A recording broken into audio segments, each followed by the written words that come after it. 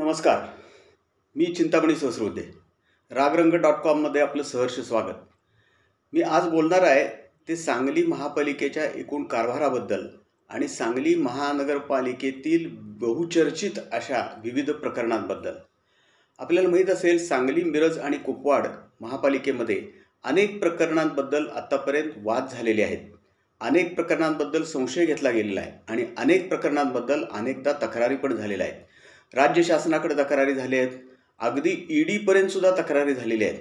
नागरी सुधार समितीचे कार्यवाह आणि ज्येष्ठ सामाजिक कार्यकर्ते विद बर्वे, सतीश साखळकर, तानाजी रुईकर आदी मंडळींनी अनेक तक्रारी केलेल्या आहेत. परंतु या तक्रारींची काहीही आत्तापर्यंत तड लागलेली नाही. कारण महापालिकेचा एकूण कारभार आत्तापर्यंत बघितला तर चांगल्या कामाबद्दल बक्षीस नाही आणि चुकीचं काही काम केलं तर शिक्षा नाही, असा आत्तापर्यंतचा एकूण रिवाज आहे असं आपल्याला दिसून येतं. आणि ह्याचा परिणाम असा झाला आहे की एकूणच महापालिकेच्या सगळ्या कारभारावरती त्याचा विपरीत परिणाम आत्तापर्यंत झालेला दिसतो. नागरिकांमध्ये महापालिकेच्या कारभाराबद्दल बिलकुल समाधान नाही. नगरपालिका जेव्हा अस्तित्वात होती, म्हणजे 1998पर्यंत सांगली नगरपालिका होती, तोपर्यंत लोक समाधानी होते. परंतु ज्या क्षणी 98पासून सांगली, मिरज आणि कुपवाड अशी महापालिका स्थापन झाली, तेव्हापासून नागरिकांचा एकूणच सगळ्या कारभाराबद्दलचा काही फारसा चांगला अनुभव आहे असं दिसत नाही. काही चांगल्या गोष्टी घडल्याही असतील, अगदीच काही सगळ्याच वाईट घडल्यात असं आपल्याला म्हणता येत नाही. परंतु तरी पण एकूण प्रमाण जर आपण पाहिलं तर दप्तर दिरंगाई आहे, बेफिकिरी आहे, कार्य दिरंगाई आहे, अशा अनेक तक्रारी आत्तापर्यंत झालेल्या आहेत. विशेषतः अनेक प्रकरणांबद्दल अनेक तक्रारी झाल्या आहेत.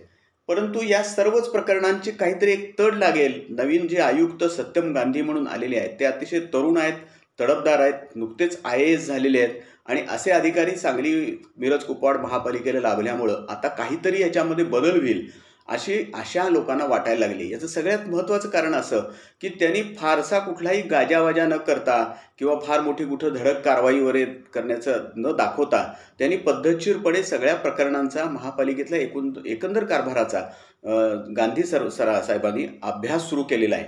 अतिशय तरुण अधिकारी आहेत ते. आणि नुकत्याच एका बैठकीमध्ये त्यांनी सांगलीतला जो LED प्रकल्प आहे त्या LED प्रकल्पाबद्दल सुद्धा काही शंका उपस्थित केलेल्या आहेत आणि या प्रकरणाबद्दल सुद्धा त्यांनी अधिक माहिती देण्याचं अधिकाऱ्यांना निर्देश किंवा आदेश दिलेले आहेत. आता हे LED जे प्रकरण आहे ते ऊर्जा बचतीकरता म्हणून निर्माण झालेलं होतं. या ऊर्जा बचत कशा करता, तर आत्ताच जे सांगली, मिरज आणि कुपवाड महापालिका हद्दीमध्ये जे रस्त्यावरचे दिवे लावलेले आहेत, पथदिवे लावलेले आहेत, त्याच्यामध्ये महापालिकेची ऊर्जा बचत झाली पाहिजे, कमी वीज बिल आलं पाहिजे. परंतु त्यापेक्षा सुद्धा याचा फायदा महापालिकेला होण्याऐवजी जी कंपनी कुठली असेल त्या कंपनीला अधिक फायदा होतोय असं दिसायला लागले. अशा तक्रारी आहेत आणि ह्याच्यावरतीच नेमकं नवीन आयुक्त गांधी यांनी बोट ठेवलेलं आहे असं आपल्याला दिसतं.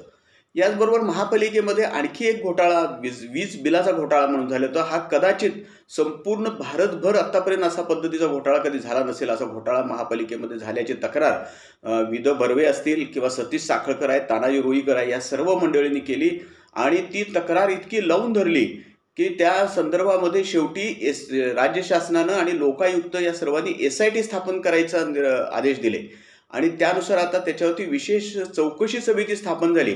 पण 2 वर्ष झाली ही समिती स्थापन होऊन त्या समितीची एक बैठक सुद्धा झालेली नाही किंवा त्या समितीनं काही कार्यवाही केली आहे, काही कोणावर कारवाई केली असं अजिबात दिसत नाही. काय घोटाळा होता हा, तर महापालिकेची विविध जी वीज बिलं आहेत ती एका पतसंस्थेमार्फत वीज मंडळाकडे पाठवली जातात, त्याचे चेक पाठवले जातात. परंतु महापालिकेची वीज बिलाची वसुली किंवा महापालिकेच्या वीज बिलाचे त्याच्यामध्ये वजा होण्याऐवजी काही खाजगी बिलच त्याच्यामधनं परस्पर दिली गेल्याचा धक्कादायक प्रकार उघडकीला आला आहे. आणि हा कदाचित बर्वे जे मामा म्हणून ओळखतात ते बर्वे मामांचं म्हणणं असं आहे की हा प्रकार कदाचित भारतभरातला पहिला प्रकार असेल की महापालिकेच्या पैशातनं महापालिकेची वीज बिलं भरतो आहोत असं दाखवून खाजगी बिलं दिलं जाणं हा फार मोठा भ्रष्टाचार आहे आणि हा फार मोठा गैरव्यवहार आहे. त्या संदर्भात सांगली शहर पोलीस ठाण्यात गुन्हा पण दाखल झाला आहे, काही लोकांच्यावर गुन्हाही दाखल झाला आहे, पण काहीही कारवाई त्याच्यानंतर पुढे झालेली नाही. दुसरे खासदार विशालदादा पाटील, आमदार सुधीरदादा गाडगीळ हे वारंवार महापालिकेतल्या प्रशासनाची आणि नगरसेवकांची किंवा पदाधिकारी जेव्हा होते तेव्हा आणि त्यानंतर प्रशासनाच्या वेगवेगळ्या बैठका घेत असतात. त्यामध्ये कामकाजाचा एकूण आढावा घेतला जातो. या आढाव्याच्या वेळेला सुद्धा अनेक प्रकरणं समोर आलेली होती. विशेषतः खासदार विशालदादा पाटील यांनी त्यांच्या आढावा बैठकीमध्ये एक प्रकरण असं पुढं आलं की जो कचरा उठावाचा प्रश्न आहे सांगलीतला, तर कचरा उठावाचं काम ज्या कुणाला दिलेलं आहे महापालिकेनं, त्या कंपनीला किती नेमका कचरा रोज उठवला जातो, त्याची किती खेपा होतात, त्याच्यावरती ती कंपनी नेमका प्रक्रिया काय करते, त्याच्यातून ते काय खताची काही निर्मिती करतात का, काही दुसरे उपपदार्थ तयार करतात का, याची काहीही नेमकी माहिती महापालिकेकडे उपलब्ध नाही असं त्या बैठकीमध्ये दिसून आलं. त्यामुळे विशालदादा त्यावेळेला सुद्धा नाराज झालेले होते. त्यांनी या सगळ्याची मला एक अहवाल द्या म्हणून, म्हणजे त्यांना एक अहवाल द्या या संदर्भातला असं सांगितलेलं होतं. वास्तविक असं म्हणतात की हा जो कचरा उठाव आहे याबद्दल काही कंपन्यांनी महापालिकेला असं कळवलं होतं की आम्ही सगळा सांगली शहरातला कचरा उठवून नेतो, आम्ही त्याचं खत करणार किंवा आणि काही ऊर्जा निर्मिती करू, काही करू, परंतु आम्ही उलट महापालिकेला काही त्याचा मोबदला देऊ. पण ते काही झालं नाही आणि प्रत्यक्षात महापालिकेनं ज्यांच्याकडे हे काम सोपवलंय त्यांनाच उलटी महापालिका पैसे देते. खरं म्हटलं तर आता शनिवारचे सांगली शहरामध्ये शनिवारचा आठवड्याचा बाजार तर आहेच, पण त्याशिवाय आता प्रत्येक भागामध्ये रोज वेगवेगळे भाजी बाजार भरतात.